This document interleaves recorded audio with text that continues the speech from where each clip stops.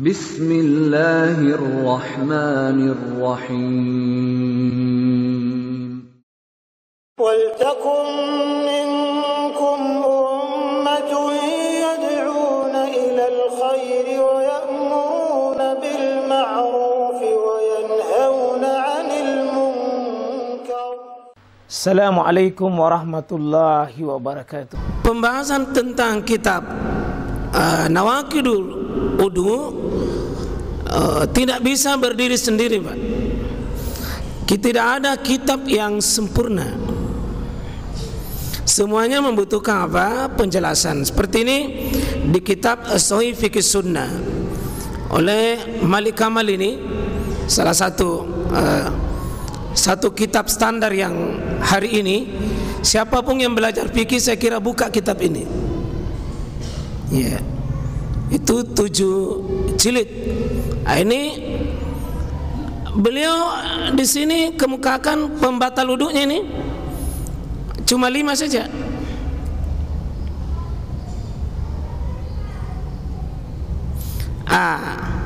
Tidak masuk di sini bersentuhan dengan lawan jenis. Kalau kitab ini tidak masuk.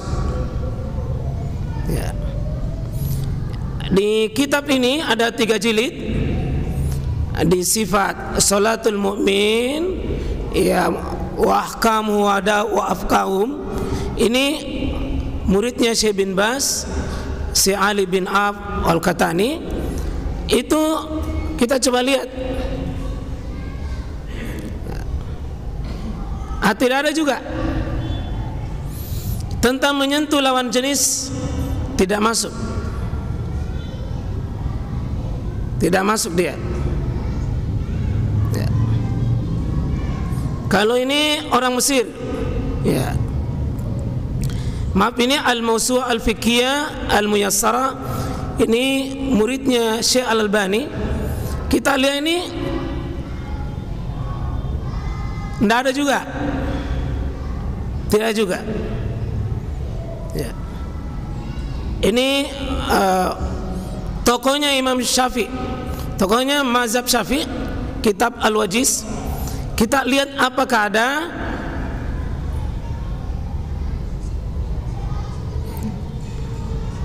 Tidak ada juga.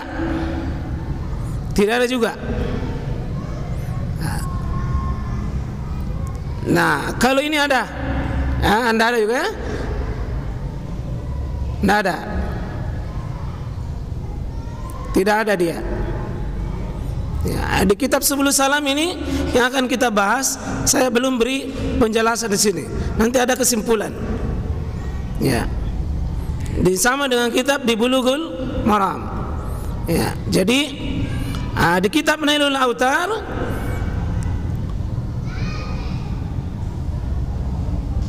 menyentuh wanita, jelas dia masukkan, tapi itu membantah, tidak membatalkan. Tidak membatalkan.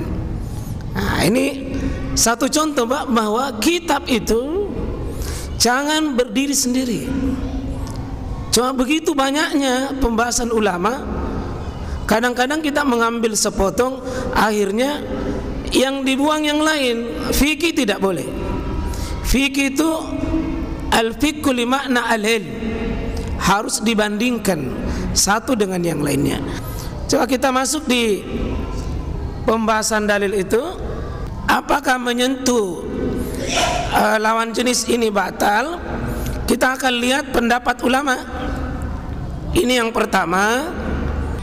Pendapat pertama, karena ada 3. 1, batal secara mutlak. Ini pendapat Imam Syafi'i, Ibnu Hazm, dan ada sahabat Abdullah Ibnu Mas'ud dan juga Ibnu Umar. Dalilnya ini, aula mastumun nisa falam tajidu ma'an fatayammamu. Ya, ini coba kita lihat.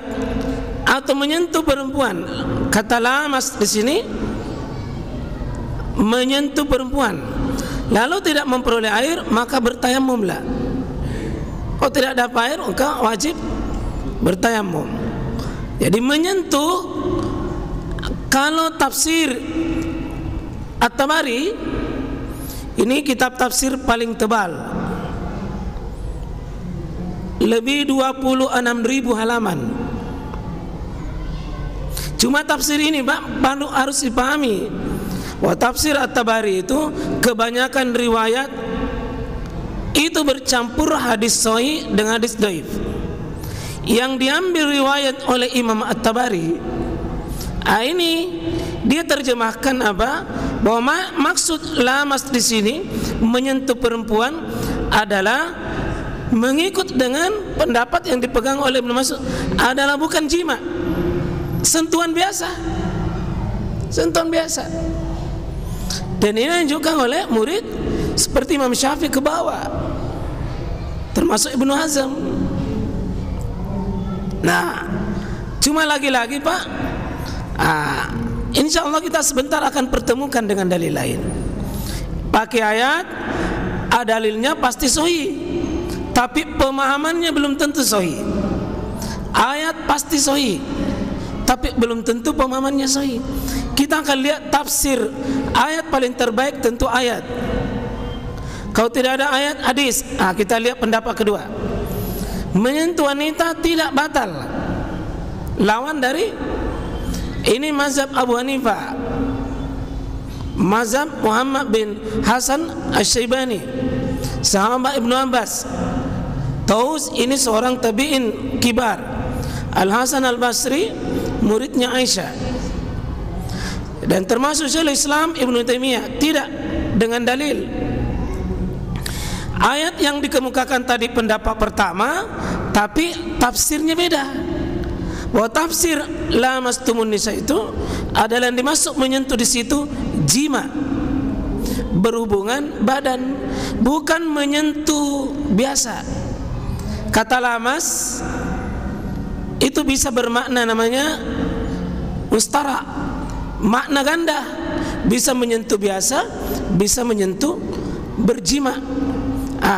Kalau pendapat kedua ini menafsirkan itu pakai hadis.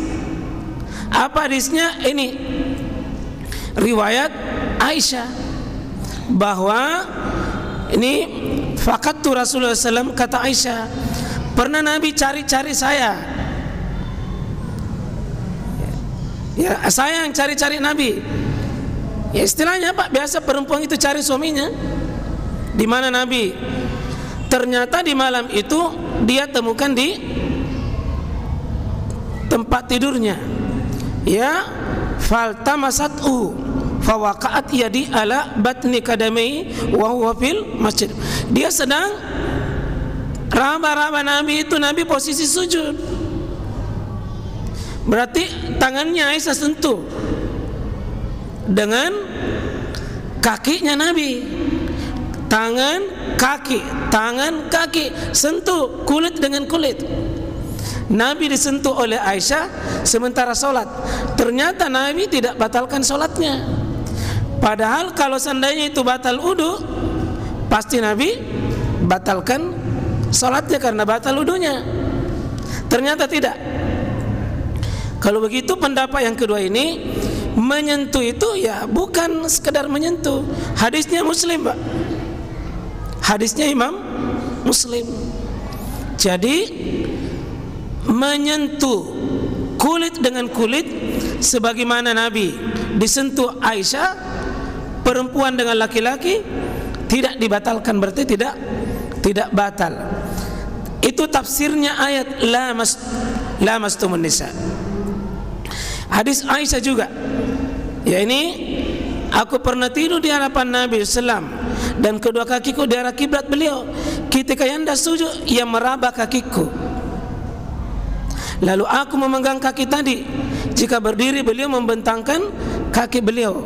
Aisyah mengatakan, rumah Nabi ketika itu tidak ada penerangan. Tidak ada penerangan, jadi memang tidak lampu Pak. Makaramba tangga benih. Ya, patut Aisyah itu Pak, istri paling cemburu, selalu najagai suaminya. Jangan-jangan tidur ke awal baru pergi tengah malam di istri lain. Cari. Berarti 2 kali ini malah hadisnya ini Bukhari Muslim. Jadi tidak diragukan lagi ini menyentuh. Kalau begitu kita masuk di penjelasannya, bahwa sahabat Nabi itu pasti menyentuh istrinya, Pak. Tapi tidak ada riwayat bahwa Nabi itu sahabat mengurangi wudunya dan membatalkannya, tidak. Maka amalan para sahabat tidak ada lagi keraguan, tidak dianggap itu batal. Ini amalan para sahabat. Nah, tidak ada riwayat menyatakan bahwa beliau berwudu karena sebab bersentuhan. Ini kan banyak sekarang ini anak-anak di sekolah begitu disentuh sama temannya, pergi sih berwudu. Sudah disentuh temannya, pergi sih berwudu. Baru datang biasa temannya suka ganggu, supaya bolak-balik pergi berwudu. Nah, pegang kok. Batal mesti wudu. Maklum Pak kalau anak-anak sekarang, ya, bukan cuma anak, banyak orang tua begitu. Iya, maka lahirlah pendapat ketiga. Pendapat ketiga ini menyentuh wanita membatalkan wudu jika syahwat. Pendapat ini pendapat Imam Malik dan sebagian dari pendapat mazhab Imam Ahmad. Jadi kalau Imam Malik itu sentuhan tidak ada syahwat, seperti anak-anak dengan anak-anak, anak-anak dengan nenek-nenek, ya tidak batal. Termasuk mungkin suami dengan istri yang sentuhan kasih sayang, tidak batal. Karena menurut Imam Malik, bukan menyentuhnya sebenarnya yang batalkan. Yang membatalkannya adalah jika sentuhan itu lalu keluar cairan. Cairan itulah yang pembatal, yang kita sudah bahas yang lalu, mazi. Itu mazinya itu pembatalnya. Cuma ditentang oleh ulama lain, bagaimana mengukur itu syahwat dengan tidak syahwat? Mana mengukur itu, Pak? Aku sentuh jago tapi saya tidak syahwat. Sulit diukur. Maka ya memang dalam Islam kita berhati-hati. Laki-laki dan perempuan itu meskipun tidak batal tapi tidak boleh sembarang menyentuh, ya, tidak boleh sembarang menyentuh, ya. Yang dengan alasan ini tidak batal, bilang ya tukang gojek mau antar senaknya perempuan dengan laki-laki, tidak boleh. Karena itu lain babnya, ada bab berduaan, ada bab sentuhan. Apakah batal atau tidak? Paling pendapat tukang geret, tidak ada itu, yang penting mau bayar, Kak. Ya. Jadi kesimpulannya tidak batal itu lebih kuat, Pak. Lebih kuat. Ya. Ini pendapat pertama, tadi batal itu lahiriannya zahir. Zahir itu tidak boleh mengambil dalil secara zahir kalau ada tafsiran. Itu kaidah itu. Tidak boleh mengambil zahirnya ayat kalau ada karina yang menunjukkan tafsirnya yang lain. Seperti ayat dengan ayat, ayat dengan hadis. Tidak boleh. Jadi zahirnya itu ayat mesti ditafsirkan. Sehingga zahirnya ayat ini tidak boleh dipegang secara mutlak.